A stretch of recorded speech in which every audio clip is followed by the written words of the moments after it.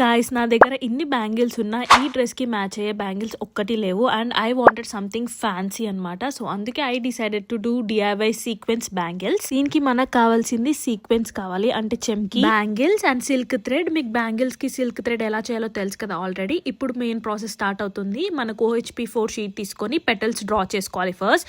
So big petals, short petals, ఒక్క flower కి 3 big petals 3 short petals సరిపోతుంది.